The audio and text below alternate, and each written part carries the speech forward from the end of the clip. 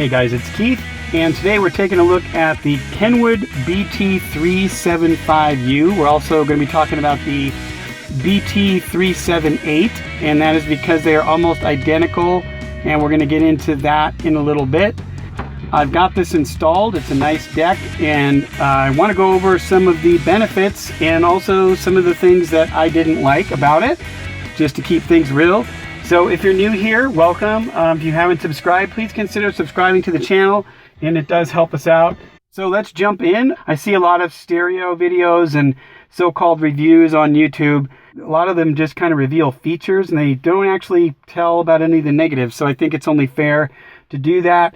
And I'll try to put some links in the description for these two models. So the BT375 is a high-quality stereo system. And it does have a CD slot, which is why I bought it, as well as all the other features, such as it's Sirius XM compatible. It's got a USB port. It's got an auxiliary jack. You can run Bluetooth audio, as well as Pandora, iHeart, Spotify. So it's very feature packed, all in a small, compact, what is called a single DIN unit, which is this. You know, there's the single DIN and then there's the double DIN. I opted for the single on this one because I didn't want to give up my accessory box here, and it keeps the car looking as stock as possible. So right off the bat, this is a powerful tuner, and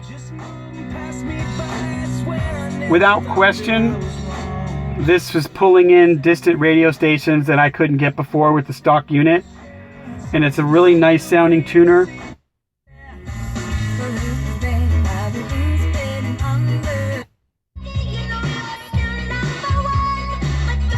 So, the tuner works great, clear, strong signal. Same for the CD player also. And one of the things I love about the CD player,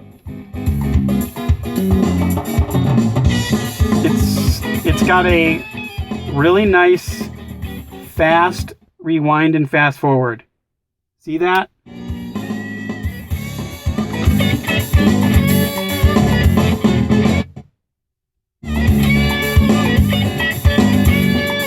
And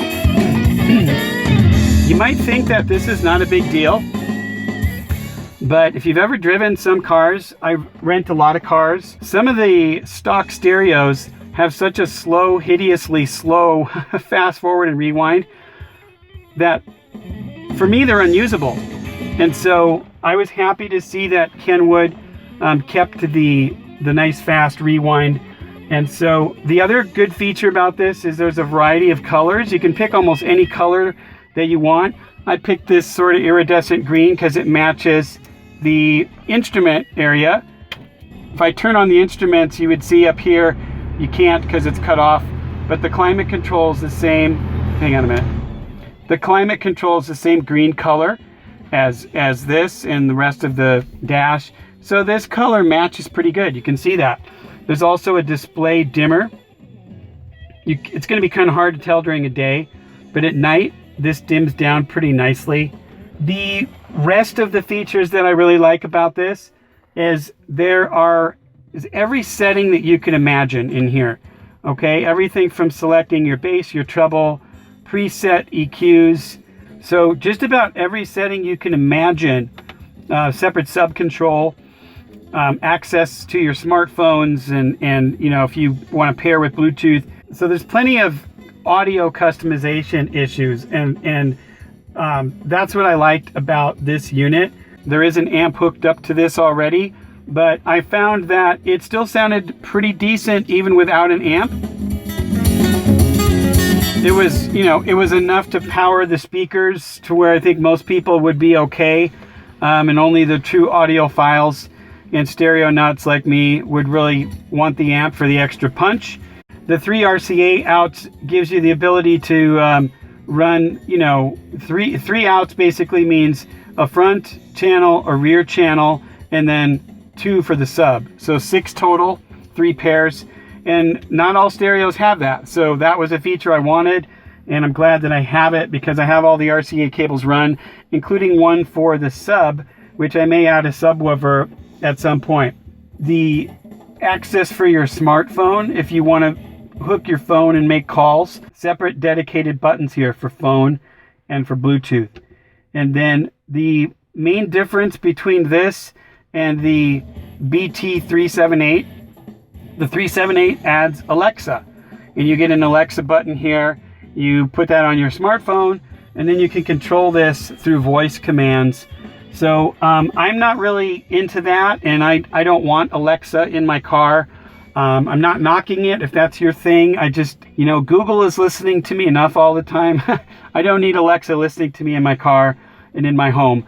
I just don't need that feature, but if that's your thing, go for it. I know it works and it's handy. Anyway, that's the difference between the 375 and the 378. Is the main difference is it adds the Alexa feature and the buttons right here.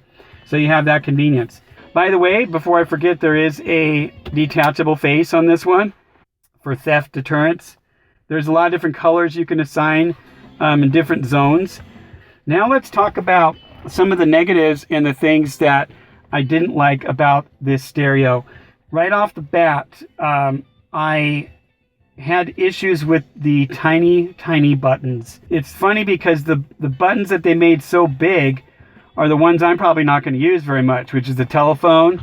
And I don't need to talk through the stereo. I can Bluetooth on my phone, or I can use a headset. Plus, I don't want to be interrupted. I want my stereo constantly lighting up with phone calls. So for some reason, Kenwood decided to make this and the Bluetooth button the biggest one, when I feel like they could have saved that space for something else. I feel where you really need the space is on the rewind and the seek button, and maybe the back button, because you're constantly going through menus and you have to take your eye off the road to handle this. There's just no two ways around it. Very, very small, and it's a little aggravating, to be honest. I don't like how small this rewind and seek button is if you're someone that uses CDs a lot. I wish that they would have put a dedicated either CD or radio button on here, so that every time I want to switch from the CD, I don't have to go through a gazillion menus to get there. Okay? So if I'm listening to a CD and I want to go to the radio, I got to press the source button once, twice, 3 times, 4 times. Then there's a wait. So that's not the easiest thing to do while you're driving, unless you've got it memorized how many button pushes. And then to go back to the CD, there's 1, 2, 3, 4. To get back to CD. I find that kind of a problem personally, because those are the two things I'm going to use the most. If you are going to use a stereo for phone calls and Bluetooth, maybe this is the system for you, because you can jump right in here and you've got these dedicated buttons, but that's it. You don't have it for the other features. If you're wondering why I purchased a head unit that had the dedicated phone and Bluetooth features so prominent, it's because there weren't a lot of choices for units that had a CD player and all the features I wanted, including all the RCA outs. And I still feel like with that, Kenwood could have made it a little easier to get around from the CD to the radio. So in addition to the lack of larger buttons and no dedicated CD and source radio button, the display is a little dim in bright sun, and even when you crank it up all the way, it's still dim. That is an issue with many aftermarket stereos, though. Kind of no getting away from that. If I had to pick my top 2 negatives about this stereo, it would be the buttons, and then it would be the complexity and constantly being lost in the menus. I've had this radio now for going on 2 weeks, and I still don't confidently feel like I can get in and access the bass and treble when I need to, because they're buried in the menus. You got to bypass the subwoofer level, which is the first thing that comes up, which is nice, by the way, if you have a sub hooked up, because then you can turn up the bass by itself without having to go through menus. I'm still kind of looking my way for the bass and treble. I know it's in here, and I've used it 10 times already, probably 20. But I'm not kidding when I tell you it is buried in the display. So I wanted to show you in real time just what the process was for getting into bass and treble, and because I wasn't successful in doing it the first time. And I think you're going to see that the struggle is real, how many key presses and actions it takes to get into this. So I'm at the radio. I want to get into bass and treble, so I'm going to press the center knob one time. Second time. Now I need to bypass the sub. So that's the third action. Now I'm at easy EQ. Press fourth action. Now I've got to bypass the sub again, but this time it's not a dial turn, it's a button press. Fifth action. So I performed 5 actions to get to bass. Okay? And mid and treble. 5 actions, and they were different. They were button presses and dial turns at different times. To me, that's a lot of work just to change bass and treble. When for so many years, stereos, decades really, stereos, and you understand, I'm not new to stereos. I have installed dozens of stereos. I've lost count of how many systems I've installed, subs, amps, everything. Usually just for me, family, and friends, but I don't know why these modern stereos have abandoned the ease of just pressing a button and getting into bass, treble, and EQ immediately without jumping through 5 steps. You know, CDs have different levels of bass, right? Different CDs, different styles of music. The radio versus your CD, your Bluetooth, whatever. You're going to need that. And I just am not a fan, personally. The one thing they did do that is nice is when you want to go into audio settings, if you have a sub, you're right there. And you can, with just a couple presses, you can be turning up and down the bass. But for those that don't have a sub, that doesn't help us out. All right, let me just quickly show you the same process with CD, but this time I'm going to use the preset EQ for people that don't want to waste the time going into bass and treble separately. So I'm at the CD.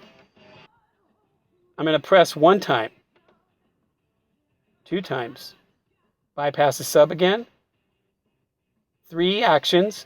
I'm now at easy EQ. I'm going to pass that. We were just at that. 4, 5.